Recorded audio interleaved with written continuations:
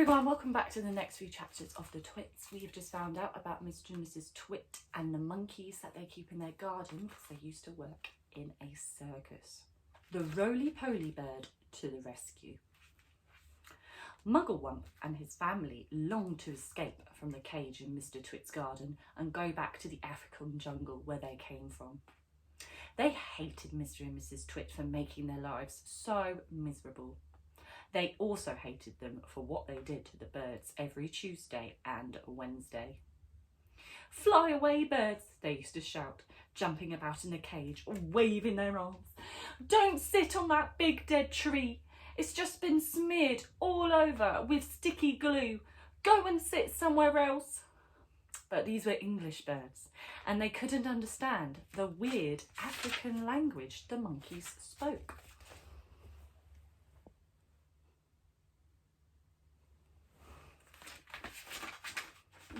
Sorry, Bruce.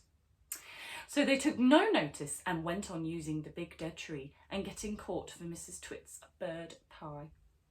Then, one day, a truly magnificent bird flew down out of the sky and landed on the monkey cage. "Good heavens," cried all the monkeys together. "It's the roly-poly bird. What on earth are you doing over here in England, roly-poly bird?" Like the monkeys, the roly-poly bird came from Africa and he spoke the same language as they did. "I've come for a holiday," said the roly-poly bird. "I like to travel." He fluffed his marvellous coloured feathers and looked down rather grandly at the monkeys. "For most people," he went on, "flying away on holiday is very expensive, but I can fly anywhere in the world for nothing." "Do you know how to talk to these English birds?" Mugglewump asked. "Of course I do," said the roly-poly bird. "It's no good going to a country and not knowing the language." "Then we must hurry," Mugglewump said. "Today is Tuesday, and over there you can see the revolting Mr. Twit up the ladder painting sticky glue all on the branches of the big dead tree." "Do you know how to talk to these English birds?" Mugglewump asked. "Of course I do," said the roly-poly bird. "It's no good going to a country and not knowing the language." "Then we must hurry," said Mugglewump. "Today is Tuesday, and over there you can already see the revolting Mr. Twit up the ladder, painting sticky glue on all the branches of the big dead tree. This evening, when the birds come in to roost, you must warn them not to perch on that tree, or they will be made into bird pie." That evening, the roly-poly bird flew around and round the big dead tree, singing out, "There's sticky stuff all over that tree. If you land in the branches, you'll never get free. So fly away, stay up high, or you'll finish up tomorrow in a hot bird pie." No bird pie than Mr. Twit. The next morning, when Mr. Twit came out with his huge basket to snatch all the birds from the big dead tree, there wasn't a single one on it. They were all sitting on top of the monkey cage. The roly-poly bird was there as well, and Mugglewump and his family were inside the cage, and the whole lot of them were laughing at Mr. Twit. Still, no bird pie for Mr. Twit. Mr. Twit wasn't going to wait another week for his bird pie supper. He loved bird pie. It was his favourite meal. So that very same day, he went after the birds again. This time, he smeared all the top bars of the monkey cage with sticky glue, as well as the branches of the big dead tree. "Now I'll get you," he said, "whichever one you sit on." The monkeys crouched inside the cage watching all this, and later on, when the roly-poly bird came swooping in for an evening chat, they shouted out, "Don't land on our cage, roly-poly bird, it's covered in sticky glue, and so is the tree."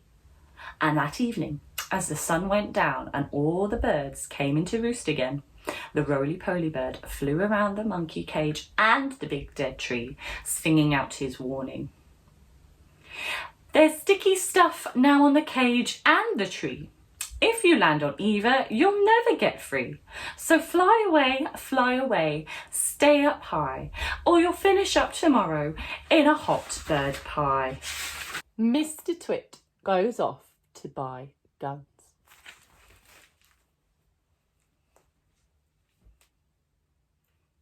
The next morning, when Mr. Twit came out with his huge basket, not a single bird was sitting on either the monkey cage or the big dead tree. They were all perched happily on the roof of Mr. Twit's house. The roly-poly bird was up there as well, and the monkeys were in the cage, and the whole lot of them were hooting with laughter at Mr. Twit. "I'll wipe that silly laugh off your beaks," Mr. Twit screamed at the birds. "I'll get you next time, you filthy, feathery frumps. I'll wring your necks, the whole lot of you, and have you bubbling in the pot for bird pie before this day is out." "How are you going to do that?" asked Mrs. Twit, who had come outside to see what all the noise is about. "I won't have you smearing sticky glue all over the roof of our house." Mr. Twit got very excited. "I've got a great idea," he cried. He didn't bother to keep his voice down because he didn't think the monkeys could understand. "We'll both go into town right away and we'll buy a gun each," he shouted. "How's that?" "Brilliant!" cried Mrs. Twit, grinning and showing her long yellow teeth. "We'll buy those big shotguns that spray out 50 bullets or more with each bang."